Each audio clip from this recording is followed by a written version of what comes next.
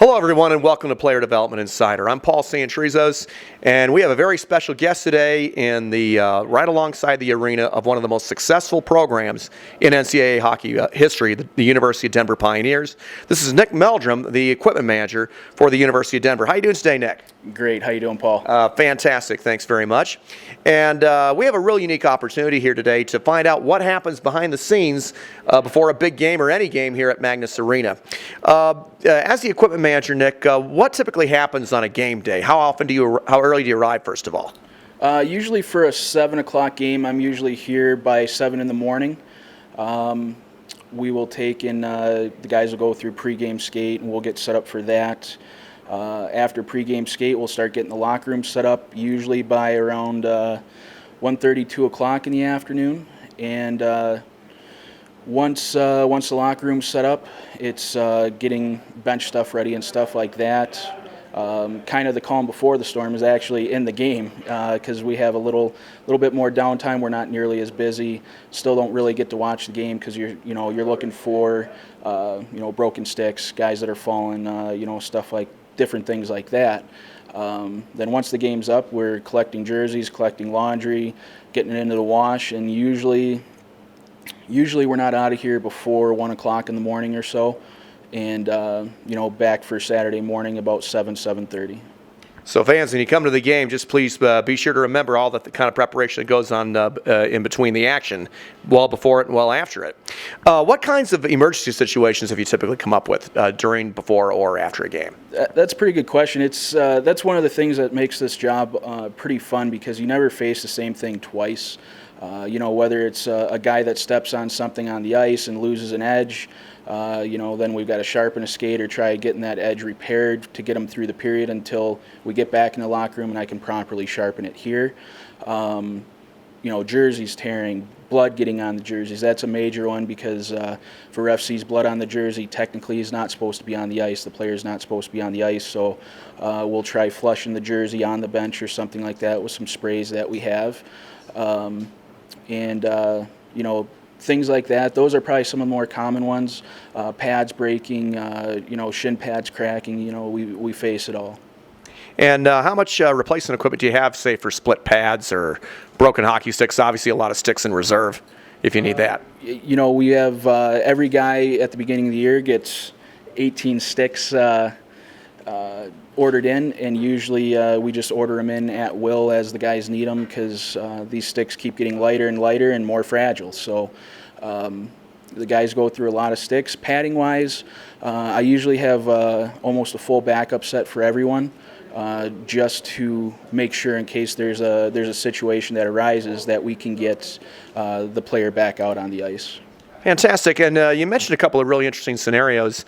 Obviously, you don't want to see blood on the ice, but in this kind of game, it does happen a lot, as we all know. How long does it take to get the blood off a jersey, or do you have enough backup jerseys for that? We only have one set of home and away jerseys. We're not like a professional team that'll have multiple sets of home and away. Sometimes we'll have a third jersey, but usually with the sprays that we have, it's called a blood buster type thing, and you can spray it on, and it usually pushes it right out of the jersey pretty quickly. Usually in between periods, if I've got some time, we can even rinse it out pretty good, throw it in the dryer for a little bit to get it dried off and get the player back on the ice with a semi-dry jersey. It seems like your job's like a bit of a NASCAR pit crew in many ways, having to make the emergency decisions and that kind of thing. And you're also an expert at skate sharpening. If there's a skate emergency, how long would it take to get the skate sharpened and back out there? Depending on the damage, it's anywhere between 3 and 5 minutes per skate. If it's major damage, of course, it's going to take closer to that 5-minute mark. But if it's a pretty clean thing and the guy just wants it touched up before he goes back on a third period in a tie game, or if we're in the playoffs and overtime and one of our top line guys wants them touched up before we go back out for overtime, it's a 3-minute thing from prepping it to finishing it and getting it back on the guy's foot there. Do you carry a very big support staff down here? It seems like you need certainly more than one to carry something like this off. Yeah, usually we're pretty lucky here. We've got another full-time equipment guy that works with lacrosse during the lacrosse season, but during the off season, he helps out with hockey, which is huge. I also have a student manager, so there's usually about a staff of 3, plus a medical trainer and stuff like that that helps us get things done pretty efficiently. And one last question, Nick. Here at Magnus Arena, it's actually part of a fairly new big sports complex. You've got gymnastics, you've got swimming. Maybe you have to change the floor for basketball occasionally. Does that make an extra long day for you in any case? Sometimes, especially we were playing on, or basketball was playing on like Thursday nights or Wednesday nights. That has a big effect on the ice. Usually softens up the ice a little bit. So then we're making adjustments to the depth of hollow that is cut into the skate blade to try to keep guys on top of the ice instead of in the ice. And depending on how the changeover goes, if it goes smoothly and they get a good couple cuts in with the Zamboni before our pregame skate, the effects are minimal. But if it's a quick turnaround where the game got over late and the conversion ran into some issues and they're finishing up, let's say 6, 7 o'clock in the morning, then I usually have to make a few adjustments after pregame skate on some of the guys' skates. Outstanding. Well, fans, please remember when you come to Magnus Arena for the game or any game in any arena anywhere in the United States, there's a lot of unsung heroes like Nick Meldrum here that help make the action go. Nick, thank you very much for being with us today. Thank you, guys. This is Paul Sancherizos with PlayerDevelopmentInsider.com. Hey, Nick, what kind of shield cleaner do you guys use for the visors, the shields for guys? There's a couple different products out there. I really like 210. It's a plastic cleaner and polish. Helps even take some away the minor surface scratches and whatnot. It also helps get the tape and wax marks off. If this doesn't take it off, just a small alcohol pad will take that off. So this is also an anti-fog and helps those guys that have issues with them fogging up.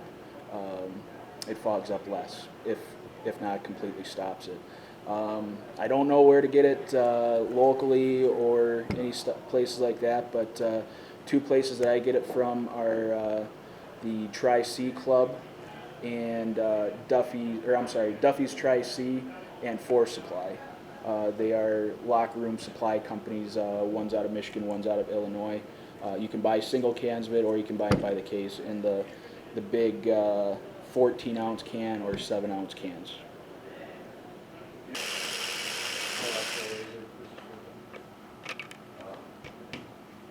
We're just going to head out to the bench and get it set up for the DU Alumni Pro Camp here.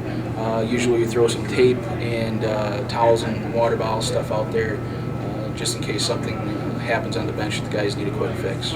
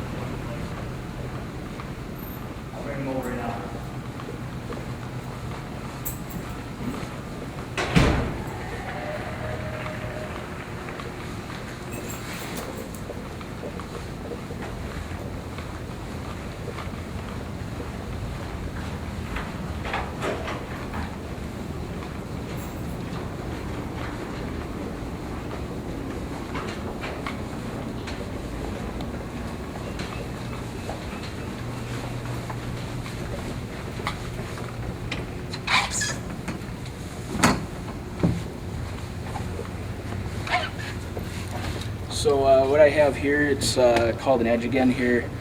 Just a little blade repair tool. It's battery operated. Again, guy loses an edge. This is a great tool to have to be able to repair that edge and get them through the period until you can sharpen it properly back in the locker room.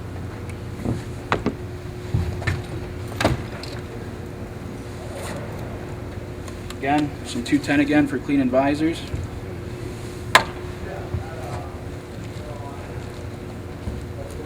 clear white and black tape in case guys need to do shin pad or retape a stick.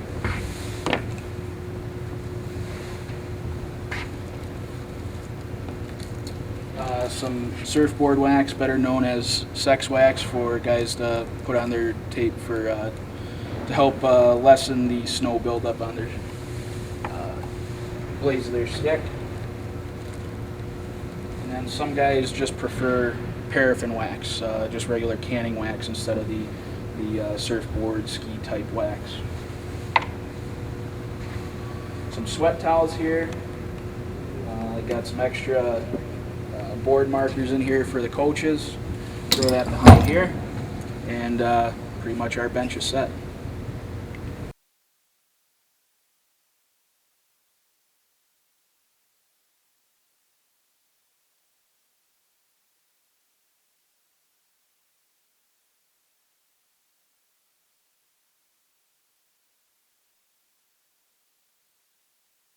Had some questions on how, what my process is when I sharpen a skate.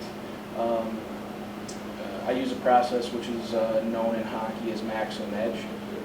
It's a patented finishing and prep process, as well as a skate sharpening process that has profiles, different hollows and stuff like that, that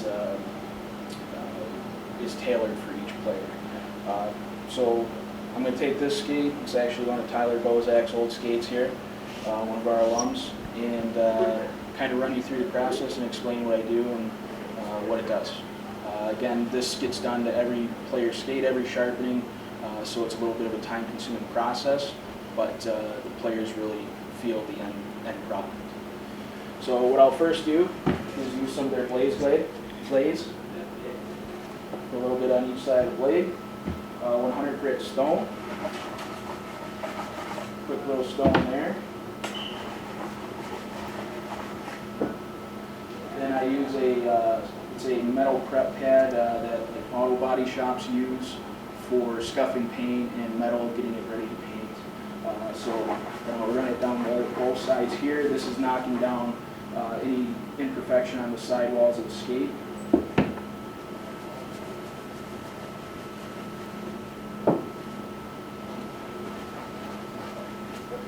Buff it clean there. My sidewalls are now pretty smooth, and now the skate's ready to be sharpened. Bosey right now, I believe, is on a 5/8 hollow. That's what my machine's at right now.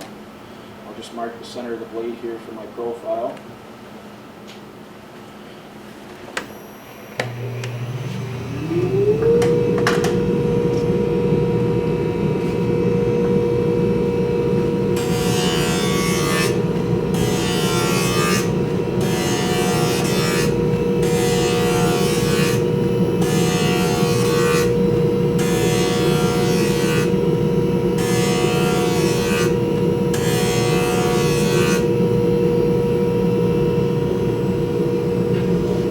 I usually do about 7 passes.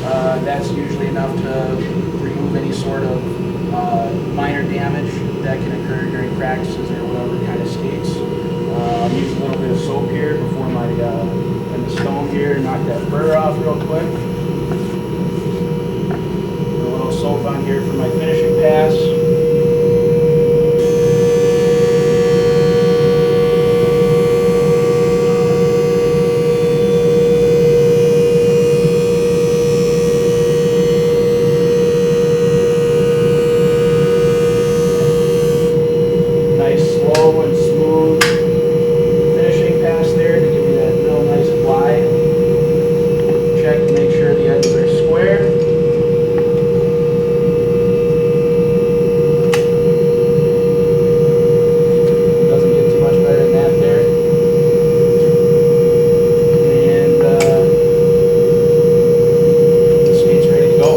Laundry facilities. This equipment room handles 17 Division I sports, so we have the laundry facilities to take care of it. 4 65-pound washers, or I'm sorry, dryers, 1 65-pound washer, 2 35-pound washers. Pretty much every locker room is going to have a heavy-duty industrial type sewing machine. This is it. It's a Clay 30 shoe patch machine. It's capable of sewing through half-inch saddle leather, so it's a pretty powerful machine.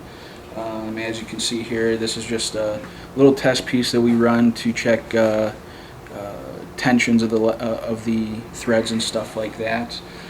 This machine's capable of sewing new shin caps onto shin pads, repalming gloves, repairing pretty much any of the hockey equipment that we have through the hard plastics and foams and stuff like that. Even some skate material we can also go through with this machine. My name is Nick Meldrum, Head Equipment Manager at the University of Denver. For all your equipment needs and questions, check out playerdevelopmentinsider.com.